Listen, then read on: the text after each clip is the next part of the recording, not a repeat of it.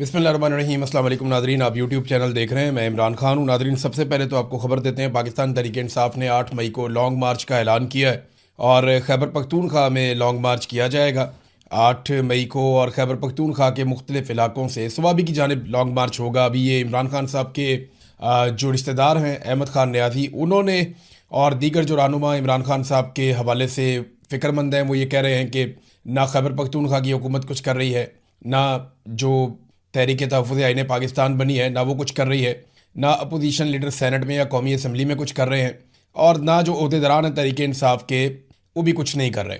तो इस वजह से अब ये लोग सामने आए, इन्होंने कहा जी हम अब एहतजाज करेंगे और लाएअमल का ऐलान करेंगे और बाकी सब लोग इसके ऊपर तवज्जो दें। बार बार वीडियोज़ जारी की जा रही हैं, ज़ोर लगाया जा रहा है कि इमरान खान के लिए निकलो, लेकिन पाकिस्तान तहरीक इंसाफ ऐसा दिखाई देता है बज़ाहिर कि तहरीक इंसाफ शायद खुद मायूसी का शिकार है। वो आवाम को मायूसी से कैसे निकालेगी? यानी पहले ये कहा जाता था तहरीक इंसाफ के अहदेदारान की जाने से कि 4 लाख बंदा चाहिए, 5 लाख बंदा चाहिए, अब वो कहते हैं कि करोड़ों बंदा चाहिए सिस्टम को ठीक करने के लिए, निकालने के लिए। तो खुद निकलेंगे तो लोग निकलेंगे ना। ऐसा तो नहीं होता कि आप खुद घर बैठे रहें और लोग निकलें और निकल कर आपके लिए इनकलाब लें, ये मुमकिन नहीं है। और तहरीक इंसाफ काफ़ी ज़्यादा तकसीम का शिकार भी हुई है। ख़ास तौर पर खैबर पख्तूनख्वा की जो नई हुकूमत बनाई गई, इससे बहुत सारी उम्मीदें थी। इमरान खान साहब ने बनाई ऐसे थी कि ये नौजवानों को इकट्ठा करेंगे, मोबिलाइज़ करेंगे, चैनलाइज करेंगे, बड़े पैमाने पे नौजवान इकट्ठे हो जाएंगे और एक बहुत ज़बरदस्त किस्म की तहरीक जन्म लेगी। लेकिन हमने देखा कि वो नहीं हुआ। बातें बहुत बड़ी बड़ी की गई, लेकिन अमली तौर पे वो सारा कुछ जो तवक्को की जा रही थी वो हमने होता हुआ नहीं देखा। इस वक्त तो फ़िलहाल जो है चीज़ें पाकिस्तान की मिलिट्री एस्टेब्लिशमेंट की फेवर में, क्योंकि आसिम मुनीर साहब के डोनाल्ड ट्रंप के साथ अच्छे ताल्लुकात बन गए हैं। डोनाल्ड ट्रंप खुद मुश्किल में है, लेकिन आसिम मुनीर साहब कंफर्टेबल है और उनकी एक पोजीशन बन गई है और उस पोजीशन को वो एंजॉय कर रहे हैं फ़िलहाल।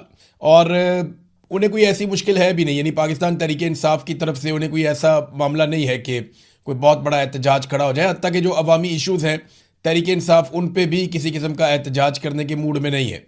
ना तहरीक इंसाफ किसानों के साथ खड़ी हुई, ना मज़दूरों के साथ खड़ी हुई, ना पाकिस्तान तहरीक इंसाफ गरीबों के साथ खड़ी हुई, ना एनर्जी के क्राइसिस में खड़ी हुई, ना पेट्रोलियम मसनूआत की कीमतों में इजाफे पे खड़ी हुई, ना ही ये जो कत्लेआम हुआ पाकिस्तान में बार बार उस पर भी खड़ी नहीं हुई। तहरीक इंसाफ किसी जगह पे भी बतौर अपोजिशन मौजूदा हुक्मरानों के लिए या मिलिट्री एस्टेब्लिशमेंट के लिए चैलेंज नहीं बनी। और ये बड़ा अच्छा ट्रैक रिकॉर्ड तहरीक इंसाफ ने गुज़िश्ता कई महीनों से अब ये बना लिया है।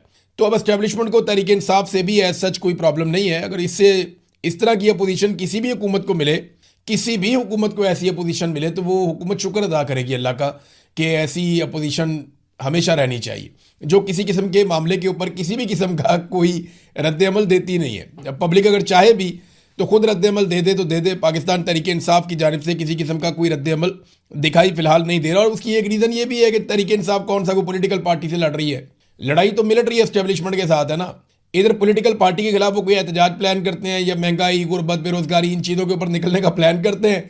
साथ ही जनाब अली पता चलता है कि वहाँ पे सेक्टर कमांडर में मीटिंग शुरू हो गई है सेक्टर ऑफिस के अंदर, और यहाँ पे जनाब मिलिट्री ऑफिसर्स जो हैं वो अब प्लानिंग कर रहे हैं। ISI की एजेंसी बीच में आ गई है, मिलिट्री इंटेलिजेंस की एजेंसी बीच में आ गई है। वो बेचारे अब वो करें क्या? फौजियों से लड़ने की तो उनको ट्रेनिंग नहीं है, वो पॉलिटिकल पार्टी के साथ ही वो एक मुज़ामत कर सकते हैं। लेकिन माजी में जो है वो मिलिट्री एस्टेब्लिशमेंट के साथ मुज़ामत की है लोगों ने। इमरान खान साहब इस वक्त बड़ी अच्छी मुज़ामत कर रहे हैं। बेनज़ीर भुट्टो ने मुज़ामत की माजी में, नवाज शरीफ ने हल्की फुल्की मुज़ामत की जब इनके ऊपर बुरा वक्त आया, जुल्फ़िकार अली भुट्टो ने मुज़ामत की और लोगों ने भी मुज़ामत की पाकिस्तान में। और कभी वो कामयाब हुए, कभी नाकाम हुए, लेकिन मुज़ामत ज़रूर की। एक तस्वीर है नाज़रीन, ये पाकिस्तान में पुलिस के लिए एक चैलेंज बनी हुई है, ख़ास तौर पे पंजाब में। अब ये तस्वीर कोई आर्टिफिशियल इंटेलिजेंस से तो बनी हुई नहीं है, ना ही ये तस्वीर जो है इसे कोई फोटोशॉप करके बनाया गया है। तस्वीर में देखा जा सकता है कि इमरान खान साहब चल रहे हैं, सामने जर्नलों की लाइन लगी हुई है और जनरल बाजवा तारुफ करवा रहे हैं, और आसिम मुनीर साहब जो हैं वो इमरान खान साहब को सैल्यूट मार रहे हैं। अब ये जनाब तस्वीर जब नौजवान उठा लेते हैं या पाकिस्तान तहरीक इंसाफ के वर्कर्स उठा लेते हैं तो उन वर्कर्स को ही उठा लिया जाता है। इस तस्वीर से ऐसा लगता है कि निज़ाम को खासी चिढ़ है, यानी वो नहीं चाहते कि इमरान खान साहब को आसिम मुनीर साहब सैल्यूट मार रहे हैं, ये तस्वीर मंजर आम पर आए। देखें, हकीकत है, इससे आप भाग तो नहीं सकते। सरकारी मुलाजिम की ड्यूटी है, तो फिर इसमें नखरा कैसा और गुस्सा कैसा? यानी अगर इमरान खान साहब दोबारा वज़ीर आज़म बन जाते हैं फ़र्ज़ करें, तो यही आसिम मुनीर साहब अगर फील्ड मार्शल होंगे तो सैल्यूट इनको मारना पड़ेगा। अव्वल तो पूरी कोशिश करेंगे कि इमरान खान वज़ीर आज़म ना बने, लेकिन अगर पाकिस्तान की अवाम वाकई खड़ी हो जाती है, अड़ जाती है, डट जाती है, इमरान खान को वज़ीर आज़म बनना पड़ जाता है तो मुस्तकबिल की बात तो बाद में है। सबसे पहले तो आसिम मुनीर साहब को सैल्यूट मारना पड़ेगा इमरान खान को, और वो फोटो फिर बाहर आ जाएगी। तो सरकारी मुलाजिम होता है। वैसे भी अब मेरे ख्याल में शहबाज शरीफ ने गंदी आदत डाल दी है मिलिट्री एस्टेब्लिशमेंट को, और उन्हें अब उस तरह के वज़ीर आज़म पसंद है जो सैल्यूट खाते नहीं है, सैल्यूट मारते हैं। यानी सैल्यूट करवाते नहीं हैं, सैल्यूट करने के आदी होते हैं। इस किस्म के उन्हें वज़ीर आज़म पसंद आ गए। शहबाज शरीफ की तो महारत ही सैल्यूट मारने में है। जैसे ही वो डोनाल्ड ट्रंप को या किसी ताकतवर आदमी को देखते हैं तो देखते ही दूर से ही सैल्यूट ठोक देते हैं, और जैसे ही नज़र पहुंचती है तो ऑटोमेटिक ही शहबाज शरीफ साहब का हाथ जो है वो उनके माथे पे पहुंच जाता है। बहरहाल नाजरीन, इस वक्त की जो लेटेस्ट खबर है, अभी जो मैं वीडियो रिकॉर्ड कर रहा हूं, वो ग्लोबल स्मूथ फ्लोटिला के हवाले से है। ये वही बहरी काफिला है जो रवाना हुआ गजा की जानिब, और ये स्पेन से निकले थे आज से कुछ रोज़ पहले, और स्पेन से निकलकर इनकी जो मंजिल है वो थी गजा। ये इमदादी सामान लेकर जा रहे हैं गजा की जानिब, और 58 के करीब ये बहरी जहाज़ है। ये बड़े साइज़ की कश्तियाँ हैं और कुछ जहाज़ हैं। ये 58 के करीब इनकी तादाद है टोटल, और अब तक की इतलात के मुताबिक इनको घेरे में ले लिया है इसराइली फोर्सेस ने। लेकिन इनको बहरा रूम में जहाँ पे घेरे में लिया गया है वो बैनुल अक़वामी पानी है। यानी ऐसा नहीं है कि ये कोई इसराइल की हदूद में दाखिल हो गए, ये गजा जा रहे हैं, और गजा इसराइल का हिस्सा नहीं है। देखें, कानूनी तौर पर तो इनको जाने की इजाज़त होनी चाहिए। अगर ये गजा जा रहे हैं और वहाँ जाके इमदादी सरगर्मियाँ या काम करना चाहते हैं तो गजा की गवर्नमेंट जाने और ये जाने। लेकिन इसराइल इनका मुहासरा कर रहा है, और 7 कश्तियों को इसराइली मीडिया की जो रिपोर्ट है उसके मुताबिक उन्होंने अभी तक कब्जे में ले लिया है, जबकि 11 जो बहरी जहाज़ हैं उनके साथ राब्ता भी मुनक़ता हो गया है। अब इन जहाज़ों में बड़ी तादाद में इंसानी हकूक़ के अलमबरदार और इमदादी कारकुन मौजूद हैं जिनका ताल्लुक दुनिया के कई ममालिक के साथ है। तो इसराइल को इस बात की परवाह नहीं है कि ये कौन कौन से मुल्कों से लोग हैं, कहाँ कहाँ से ये आए हुए हैं, और अगर इन्हें नुकसान हो गया तो किस किस्म का रिएक्शन आएगा। लेकिन वो जो दिल करता है वो करता है, उसको पूछने वाला कोई नहीं है, क्योंकि इस वक्त अमेरिका का दस्ते शफकत इसराइल के हाथ के ऊपर है। जैसे आसिम मुनीर साहब के हाथ के ऊपर है ना, सर के ऊपर हाथ है डोनाल्ड ट्रंप का इस वक्त, और डोनाल्ड ट्रंप ने फ्री हैंड दिया हुआ है, जो दिल करता है ये कर रहे हैं। हालांकि पाकिस्तान का इन्होंने नक्कू ठप दिया, जो पाकिस्तान की हालत कर दी इन्होंने मईशत के मैदान में, अमन व अमान के मैदान में, इंसानी हकूक़ के मैदान में, अदलिया के मैदान में, मीडिया के मैदान में, हर तरफ इन्होंने पाकिस्तान का बेड़ा गर्क करके रख दिया। लेकिन जब तक डोनाल्ड ट्रंप का हाथ सर पे है तब तक इनको पूछने वाला कोई नहीं है। देखिए, अब डोनाल्ड ट्रंप को भी तो आगे देखो पूछने वाला हो ना। फील्ड मार्शल को डोनाल्ड ट्रंप ने एक वादा किया था। यानी जब फील्ड मार्शल गए थे ना ईरान में, तब डोनाल्ड ट्रंप ने फील्ड मार्शल को कहा था, लबनान में गारंटी दी थी कि सीज फायर है लबनान में, तो ईरान के साथ बातचीत आगे बढ़ाए। तो ईरान बातचीत कर रहा था, लबनान के अंदर सीज फायर था। तो अब डोनाल्ड ट्रंप ने बताया, जनाब मैंने तो यानी वहाँ भी शर्मिंदा करवा दिया। डोनाल्ड ट्रंप ने अलग ही खबर दे दी इंटरव्यू देते हुए। डोनाल्ड ट्रंप इंटरव्यू दे रहे थे, इंटरव्यू में उन्होंने कहा कि मैंने नेतन्याहू को कहा था कि उन्हें ये काम ज़्यादा महारत के साथ करना होगा, इमारतों को नहीं गिराना, ये हौलनाक है और इससे इसराइल का तासुर ख़राब होता है। बस यही थी जंगबंदी की हकीकत। यानी जिस जंगबंदी की गारंटी डोनाल्ड ट्रंप ने फील्ड मार्शल आसिम मुनीर को दी, उस जंगबंदी की हकीकत यह है जो अब डोनाल्ड ट्रंप ने बयान कर दी। ट्रंप ने बमबारी में अपनी नाकामी का एतराफ़ भी किया। ट्रंप ने कहा जी बमबारी से हमें वो फ़ायदा नहीं हुआ जो ईरान के अंदर हमने बमबारी की है, बल्कि नाकाबंदी ट्रंप ने कहा जी हमारी बहुत मुअस्सर साबित हो रही है। और इस वक्त ईरानियों के बारे में उन्होंने कहा कि वो ज़िबा किए हुए सूरों की तरह दम तोड़ रहे हैं। एटमी मामलात पर मुआहदे तक नाकाबंदी कतई तौर पर ख़त्म नहीं की जाएगी, ये डोनाल्ड ट्रंप ने कहा। अच्छा, अब ये जो नाकाबंदी है ना, ये दो तरफ है। एक तरफ तो ईरान ने अपना सिस्टम लगाया हुआ है आपने हुर्मुज़ के ऊपर, और बाहर से अमेरिका ने नाकाबंदी की हुई है। डोनाल्ड ट्रंप ने यह दावा किया था कि 3 दिन के अंदर ईरान अंदर से फटना शुरू हो जाएगा। ईरान की जो पाइपलाइंस हैं पेट्रोल की वो फटेंगी, क्योंकि ईरान की जो पेट्रोलियम मसनूआत के लिए जो तनसीबात हैं, तो ईरानी तनसीबात काम कर रही हैं, उनके जो तेल के कुएँ हैं वो काम कर रहे हैं। तो अब अगर वो काम करेंगे तो उनकी जो पाइपलाइंस हैं वो फटेंगी, वहाँ प्रेशर बहुत बढ़ेगा। डोनाल्ड ट्रंप ने यह दावा किया था। इस दावे के ऊपर पहले एक तो स्टेटमेंट है यहाँ पे काली बाफ का, डोनाल्ड ट्रंप को उन्होंने 3 दिन के बाद जवाब दिया। मैंने ये स्टेटमेंट आपको बताया भी था कि उसने कहा था 3 दिन है ईरान के पास और 3 दिन के बाद ये हो जाएगा।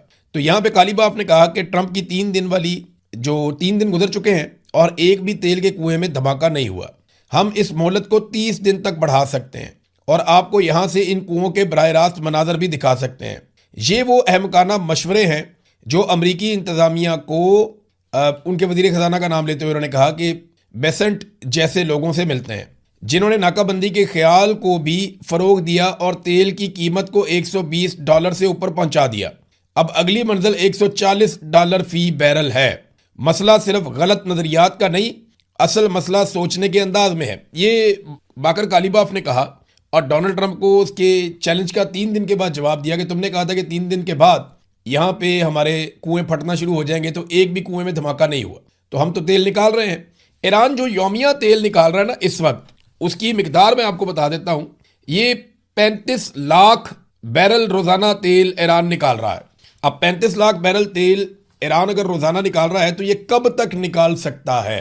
क्योंकि देखे ना, ये तेल जो निकालेगा उसको कहीं ना कहीं तो स्टोर करना पड़ेगा। अब ये मुमकिन नहीं है जब आप तेल निकाल रहे हो और आप उसका आगे से आपके पास खाली करने का जरिया ना हो, तो फिर तो ये धमाके होने हैं।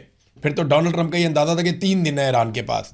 लेकिन यहाँ पे जो टैंकर ट्रेडर्स कंपनी है उसकी रिपोर्ट के मुताबिक जितने ऑयल टैंकर्स इस वक्त मौजूद हैं ईरान के आसपास और ईरान से एसोसिएटेड, ईरान 4 से 6 हफ्तों तक टैंकर्स की तरसील का काम जारी रख सकता है। यानी 4 से 6 हफ्ते तक ईरान बड़े आराम से अपना तेल निकालता रहे तो किसी किस्म का कोई नुकसान नहीं होगा। ट्रंप को ये 3 दिन बताए गए थे, कालीबाफ ने 1 महीने का दावा कर दिया है। और अगर ईरान 5 लाख बैरल कम कर दे, यानी इसको 35 लाख बैरल से ले जाए यौमिया 30 लाख बैरल पे, तो वो 3 महीने तक भी इस मामले को घसीट के ले जा सकता है। ये दावा किया गया है बैनुल अक़वामी मीडिया में।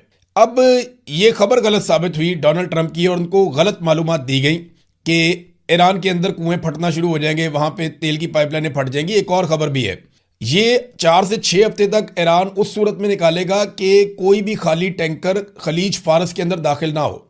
अगर मजीद खाली टैंकर खलीज फारस के अंदर आ जाते हैं तो ईरान इस टाइम को और भी बढ़ा सकता है।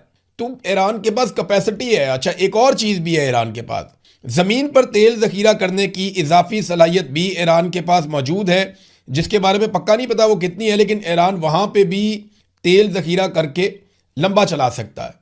तो जो डोनाल्ड ट्रंप का आइडिया था वो गलत साबित हुआ। इसमें ईरान के लिए आबने हुर्मुज़ पे कंट्रोल रखना इतना मुश्किल नहीं है। उसकी वजह यह है कि ये समंदर का फासला सामने नजर आता है, वो ओमान है, ये ईरान है, तो मसला ही कोई नहीं है उनके लिए। आबने हुर्मुज़ बिल्कुल पतली सी एक जगह है, वहां छोटे रॉकेट और छोटे हथियारों के साथ भी वो किसी भी जहाज को गुजरने नहीं देंगे जमीन पर बैठ के, वो मुश्किल नहीं है। जबकि अमेरिका के लिए ये काम बहुत मुश्किल है। वजह यह है कि अमेरिका खुले पानियों के अंदर है, गल्फ ऑफ ओमान में और उससे आगे अरेबियन सी में। अब जिस तरह के पानियों के अंदर अमेरिका इस वक्त अपने बहरी जहाज़ों को लेकर मौजूद है, वहां से अगर जहाज गुजरते हैं तो वो बहुत बड़ा रकबा, बहुत बड़ा एरिया कवर करना पड़ता है और समंदर के अंदर ये थका देने वाला काम है। यानी एयरफोर्स और ज़मीनी अफवाज के लिए कभी उतनी मुश्किलात नहीं होती जितनी बहरिया के लिए होती हैं। इनका बहुत टफ काम होता है, बहुत मुश्किल और थका देने वाला काम होता है। ये बड़ी मुश्किल एक्सरसाइज है और इसमें कामयाबी के इम्कानात उतने नहीं होते जितने ज़मीन के ऊपर या फिजा से अटैक के ऊपर होते हैं।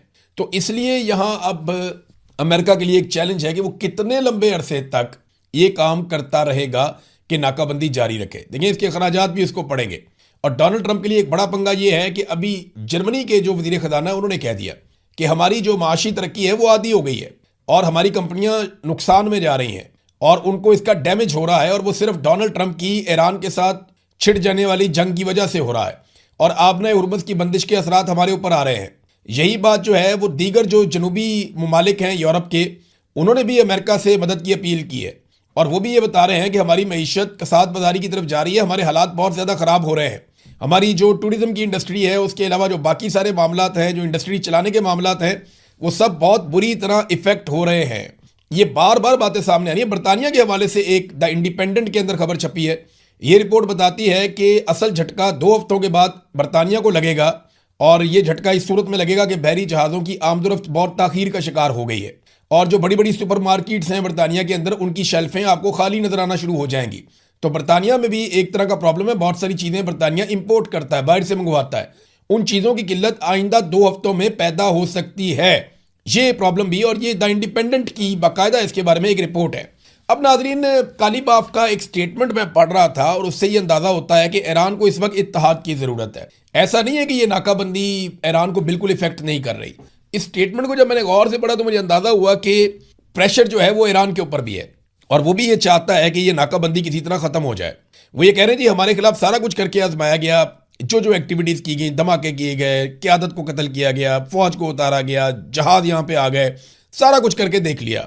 अब ये एक इन्होंने नाकाबंदी की हुई है। तो इस पे जो फाइनली उन्होंने अपने स्टेटमेंट में कहा कि हमें इकट्ठे रहना पड़ेगा। ट्रंप खुलेआम हमारे मुआशरे को 2 ग्रोह में तकसीम कर रहा है, बुनियाद परस्त और एतदाल पसंद। दुश्मन की इस नई साजिश का वाहिद जवाब इत्तेहाद को बरकरार रखना है। शुरू से लेकर आज तक ये इत्तेहाद ही है जो दुश्मन के तमाम मंसूबों की नाकामी का सबब बना है। फिर वो ये भी बताता है कि ये जो हालात अब पैदा किए हैं इससे प्रेशर तो आएगा। देखें, ईरान के ऊपर भी दबाव है, ऐसा नहीं है कि ईरान दबाव में नहीं है। अमेरिका एक बहुत अमीर मुल्क है, वो बड़े लंबे अरसे तक नाकाबंदी रखे तो वो बर्दाश्त कर सकता है। ईरान उतना अमीर मुल्क नहीं है और वो इस नाकाबंदी का जो प्रेशर अगर बढ़ता गया और एक वक्त आएगा कि ईरान के पास रास्ते बंद हो जाएंगे और वो पैदावार बंद कर देगा तेल की, उसके लिए फिर बहुत मुश्किलात होंगी ईरान के लिए। तो ये बात ईरानी भी समझते हैं। लेकिन अमेरिका को नाकाबंदी करने का मौका कैसे मिला? पाकिस्तान ने जंगबंदी कराई और जंगबंदी के बाद बजाय इसके कि तवज्जो दी जाती एक डील की तरफ, एक मुआहदा किया जाता, अमेरिका अपने हथियारों को यहाँ लेकर आ गया और हर तरफ उसने हथियार फैला दिए। अब इस पे ईरान शिकवा भी करता है कि अमेरिका ने जंगबंदी के दौरान बड़ी तेजी से हथियारों को खित्ते में मूव किया और फायदा उठाया इस बात का कि हम अटैक नहीं कर सकते थे, वरना पहले तो अमेरिकी जो बहरी जहाज है वो बहुत दूर दूर चले गए थे। लेकिन जिस दिन लड़ाई शुरू होगी ना, जैसे ही लड़ाई शुरू होगी, मिसाइल लॉन्च होंगे, ड्रोन लॉन्च होंगे, ये बहरी जहाज सारे दूर चले जाएंगे दोबारा से। बड़े कीमती बहरी जहाज हैं, अमेरिका नहीं चाहेगा कि इनको तबाह होता हुआ देखे। नाजरीन, एक बड़ी मुसीबत पड़ गई पीट हेग्सेथ को, जो अमरीकी वजीर दिफा है। वो हत्थे चढ़ गए कांग्रेस के। कांग्रेस के अंदर उनकी ब्रीफिंग थी, वहां पे वो चले गए। वहां जो ईरानी एटमी हथियारों के हवाले से उनका स्टेटमेंट है उसमें वो फंस गए बहुत बुरी तरह और कांग्रेस के जो बाकी लोग हैं उन्होंने उनको धोखे रख दिया। उनसे पूछा गया, जनाब आपने पिछले साल जंग लड़ी थी और आपने जो पिछले साल ऑपरेशन किया था जून में, उसके बाद आपने ऐलान किया था हमने मुकम्मल तौर पे ईरान की सलाहियत खत्म कर दी है एटमी हथियार बनाने की, तो अब आपने क्यों किया है? पहले उसने कहा जी कि हमने इस साल हमला इसलिए किया कि वो एटमी हमला करने लगा था, ईरान एटमी तजर्बा करने लगा था। तो फिर सवाल पूछा गया जी पिछले साल जो आपने इतनी लड़ाई करके 12 दिन की, उसके बाद ये दावा किया था कि हमने उनकी सलाहियत खत्म कर दी है, तो वो तब आप झूठ बोल रहे थे कौम के साथ। तो पीट हेग्सेथ बहुत बुरी तरह फंस गया। वो जवाब ही नहीं दे पा रहा था इस हमले का, वो बता ही नहीं पा रहा था कि हमला उन्होंने क्यों किया। देखिए, अमेरिका के ऊपर दुनिया का कर्जा चढ़ गया है। कैसे चढ़ गया मैं आपको बताता हूं। अमेरिका के बहुत सारे इत्तेहादी जो अमेरिका से नाराज हो रहे हैं, वो परेशान हो रहे हैं कि बैठे बैठाए तुमने एक ऐसी जंग छेड़ दी जिसकी वजह से हमारी मईशत पे असर पड़ रहा है। तुम तो अपना तेल बेच रहे हो, हालांकि अमेरिका के अंदर भी रिकॉर्ड कीमतें बढ़ गई हैं पेट्रोल की। बड़े अरसे के बाद 4-5 साल का जो रिकॉर्ड है वो टूट गया अमेरिका का और वहां पे पेट्रोल की कीमतें बहुत ज्यादा बढ़ गई हैं अमेरिका में। ये प्रॉब्लम अमेरिका में आ रहा है। लेकिन असल बात यह है कि अमेरिका के जो इत्तेहादी हैं वो तो तेल पैदा नहीं करते, उनको तो ज्यादा नुकसान हो रहा है और वो अमेरिका के ऊपर उनका कर्जा चढ़ता जा रहा है। वो सारे अब शिकायतें कर रहे हैं। मैंने जैसे आपको बताया, जैसे बरतानिया के साथ जो हो रहा है, जो फ्रांस के साथ हो रहा है, जो जर्मनी के साथ हो रहा है, जो इटली के साथ हो रहा है, जो स्पेन के साथ हो रहा है, इन तमाम ममालिक की मईशत इफेक्ट हो रही है। और किसकी वजह से? जो डोनाल्ड ट्रंप ने जंग छेड़ दी है। अब इस जंग को खत्म कैसे करना है, ये बोझ है उनके ऊपर, और जंग को इस तरीके से खत्म करना है कि सारी चीजें दोबारा से नॉर्मलाइज हो जाएं। मसला था डोनाल्ड ट्रंप का, और अमेरिकन जी कहते हैं कि मसला उनका था एप्स्टीन फाइल का, मसला उनका था अमेरिका के अंदर के हालात का। वो पॉलिटिकली बहुत ज्यादा डैमेज हो चुके थे। तो डोनाल्ड ट्रंप के दिमाग में ये फॉर्मूला शायद बहुत पहले से था, क्योंकि जब बराक ओबामा सदर था अमेरिका का, उस वक्त डोनाल्ड ट्रंप ने यह बात की थी कि अपनी गिरती हुई मकबूलियत को सहारा देने के लिए बराक ओबामा ईरान के ऊपर हमला कर सकता है, क्योंकि ये कोई डील करने के काबिल नहीं है, कोई बातचीत करने के काबिल नहीं है। ये उस वक्त ट्रंप ने कहा था, और वही काम जब ट्रंप की अपनी मकबूलियत बहुत ज्यादा गिर रही थी उस वक्त ट्रंप ने ईरान के साथ कर दिया। और अब अमेरिका के ऊपर बोझ पड़ रहा है। ये सारे अमेरिका के इत्तेहादी, अमेरिका के दोस्त ममालिक हैं, लेकिन वो सारे के सारे परेशान हैं कि अमेरिका के इस एडवेंचर की वजह से, जिसमें नेतन्याहू ने डाल दिया डोनाल्ड ट्रंप को उठा के, उनका नुकसान होना शुरू हो गया। हालांकि ना वो लेने में ना वो देने में, ना उन्होंने इस लड़ाई को शुरू किया, ना वो इस लड़ाई का हिस्सा बने, और ना वो इस लड़ाई का जवाब मानते हैं, लेकिन नुकसान उनकी मईशत को हो रहा है, लगातार हो रहा है। नाजरीन, एक बड़ी इंटरेस्टिंग चीज मैं आपको जाते जाते बता, एक लेगो आपने सुना होगा, बच्चे बहुत अच्छी तरह जानते हैं लेगोस क्या होते हैं। ये कार्टून होते हैं, लेगो कार्टून होते हैं, इनकी दुकानें भी बनी हुई, इनके टॉयज भी मिलते हैं। तो ये जो लेगोस का जो आर्टिफिशियल इंटेलिजेंस का एक पूरा सिस्टम है, इसको ईरान की जेनजी ने बड़ा कमाल तरीके से इस्तेमाल किया। जेनजी बोलते हैं नौजवानों को, बिल्कुल जो छोटी उम्र के हैं, हमारे बाद वाली नस्लें। तो जेनजीज ने इसको बड़े ज़बरदस्त तरीके से इस्तेमाल किया और लेगोस के ज़रिए से ऐसी आर्टिफिशियल इंटेलिजेंस से वीडियो बनाई और दुनिया भर के सोशल मीडिया पे डालकर फैला दी, जिनको मिलियंस के अंदर लोगों ने देखा और अमेरिकन बयानिए की धज्जियां उड़ा दी। देखिए, जब जंग होती है तो प्रोपेगेंडा वॉर भी होती है, और जब प्रोपेगेंडा वॉर होती है तो आपको नए से नए टूल्स इस्तेमाल करने पड़ते हैं। जिस तरीके से